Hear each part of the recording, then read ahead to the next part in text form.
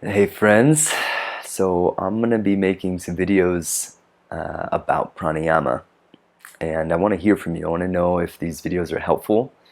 If you could like or subscribe or comment, just letting me know that there's people out there who are interested in this sort of thing. It's been a long time of me like trying to figure out how to present material like this online, because when teaching advanced yogic techniques, it's far superior to be in person. And so we dive into a lot of this stuff in the trainings and retreats that I do. But I know many of you are practicing from home, and I would love to provide just some content and material that can be supportive to your home practice, to your personal sadhana. And and so, yeah, I feel inspired to share some tips and tricks and yeah, some tools and refinements that I think could be helpful. You may have noticed a recent video I posted on my page, Advanced Pranayama. It's about almost 30 minutes long, and it's a sequence of my personal practice that I've recorded and shared online, just so people can get a glimpse into the result of a consistent practice over time. Now, if you're jumping in and you're following this video, it's not going to make sense to follow it exactly as I'm doing it, but I'm using the video as a reference point because I'm going to be then breaking different pieces apart and then providing additional teaching and guidance on the different components that make up that practice. And so keeping in mind that with pranayama is sort of the doorway into the higher stages of yoga. So we have our asana and our posture training and the things that help us stabilize our nervous system and ground ourselves in our body. And once that is achieved, and once we can sit and start to breathe and deepen into the different techniques of breathing that's known as pranayama, we start to there's an increase in the purification of the mind, and the subconscious material of the mind starts to unravel itself. And as this happens, there's an opening in terms of the energetic capacity of our organism, and which is then the doorway to the higher stages of yoga, where as we start to detoxify the things that are oftentimes swirling in the mind, and the fluctuations in the mind start to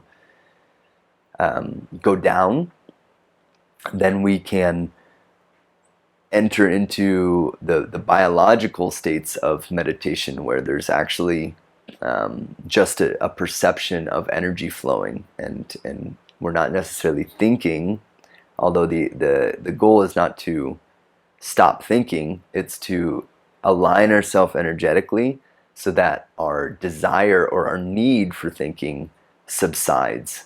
And this is sort of one of the results of these when we're applying these practices correctly and systematically over a period of time.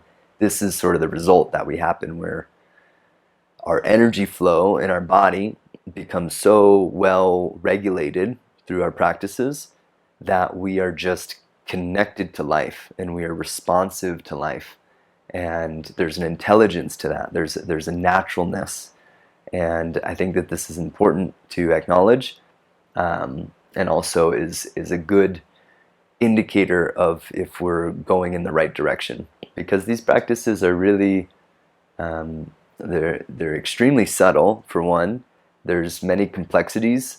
They're also very simple, and they're well, there's a lot that could be said about them. I was going to say they're very profound, but I think you already know that.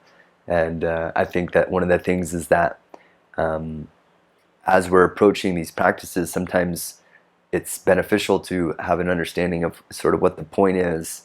What are we trying to do, and how do we open into the practice so that we get the most out of it, instead of kind of like thinking that we need to do this technique to solve this problem in our life.